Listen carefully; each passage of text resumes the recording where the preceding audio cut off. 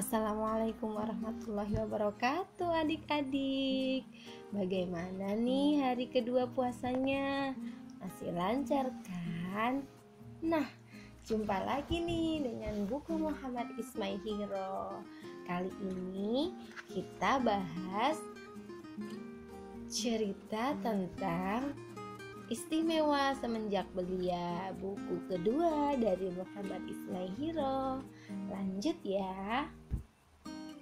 Muhammad kecil kini hidup dengan paman Abu Thalib yang sangat menyayanginya, melebihi rasa sayangnya terhadap putranya sendiri.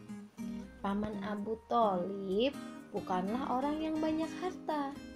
Bersama sang paman, Muhammad kecil belajar hidup sederhana, belajar berbagi dengan saudara-saudara sepupunya, dan belajar banyak hal lainnya. Paman Abu Thalib melaksanakan amanah untuk merawat Muhammad kecil dengan baik. 40 tahun lamanya, Paman Abu Thalib mendampingi dan menjaga Muhammad dengan segenap jiwa dan raga. Muhammad kecil dididik sejak kecil untuk bekerja keras mencari nafkah, membantu pamannya untuk memenuhi kebutuhan Muhammad kecil dan keluarga paman Abu Thalib. Keberkahan dengan hadirnya Muhammad kecil bahkan dirasakan oleh seluruh penduduk Mekah. Mekah pernah diterpa kemarau yang sangat panjang. Para pembesar Quraisy meminta paman Abu Thalib untuk berdoa. Beliau lalu membawa Muhammad kecil ke Ka'bah. Punggungnya yang mungil disandarkan ke Ka'bah, dan atas izin Allah Subhanahu wa Ta'ala, hujan pun turun membasahi kota Mekah. Suatu hari, paman Abu Thalib hendak pergi berdagang ke Syam. Jauh sekali jaraknya dari Syam ke Mekah. Paman Abu Thalib membawa Muhammad kecil yang saat itu berusia 12 tahun untuk mengajarinya berdagang. Muhammad kecil pun sebenarnya ingin ikut pergi untuk membantu pamannya. Di kota Busra, mereka bertemu dengan seorang pendeta Nasrani bernama Buhairah yang menjamu Abu Thalib beserta rombongan. Pendeta Buhairah memperhatikan Muhammad kecil dengan seksama. Kemudian menemui paman Abu Thalib dan mengajukan berbagai pertanyaan. "Apa hubungan anak itu denganmu?" tanya pendeta Buhairah.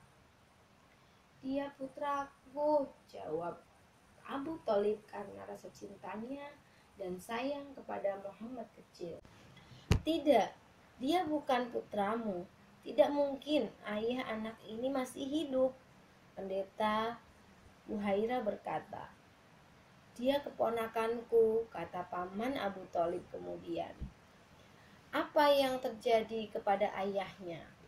tanya pendeta Buhairah lagi. "Dia meninggal saat ibunya mengandungnya," jawab paman Abu Thalib. "Engkau berkata benar. Sekarang bawalah anak ini pulang ke negerimu dan jagalah dia dari orang Yahudi.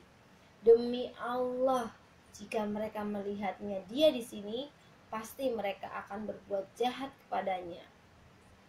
Ketahuilah, keponakanmu ini kelak akan memegang urusan yang besar."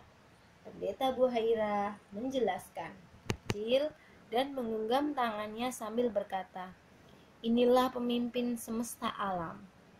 Inilah utusan Tuhan semesta alam. Inilah nabi yang akan diutus Allah untuk semesta alam." Selain pendeta Buhairah, banyak juga yang memang sudah mengetahui cerita kenabian ini. Salman Al-Farisi, seorang sahabat yang datang jauh dari Persia, masuk Islam karena tersebarnya berita secara turun-temurun tentang Rasulullah Muhammad SAW beserta sifat yang menyertainya dari Injil. Para rohib atau pendeta dan orang-orang yang memahami Alkitab juga mengetahuinya. Thalib bertanya dengan heran.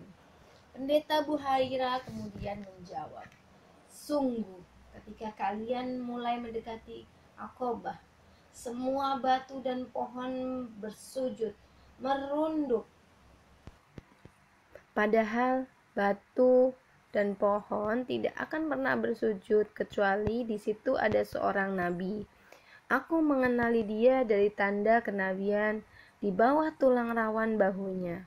Kami mengerti tanda-tanda itu dari kitab suci kami. Sikap Buhairah menunjukkan bahwa para ahli kitab, termasuk Yahudi, Nasrani, memiliki pengetahuan tentang kenabian Muhammad SAW, Rasulullah SAW, beserta tanda-tandanya. Dari kitab-kitab terdahulu yang sangat dipahami Buhairah, dia tahu bahwa Muhammad SAW adalah nabi terakhir yang Allah Subhanahu wa Ta'ala utus.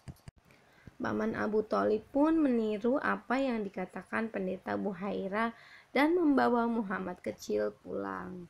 Hari-hari selanjutnya dilewati Muhammad kecil dengan bekerja keras membantu keluarga pamannya. Dia menjadi penggembala domba dan mendapatkan upah. Demikian tadi adik-adik kisah tentang perjalanan Nabi Muhammad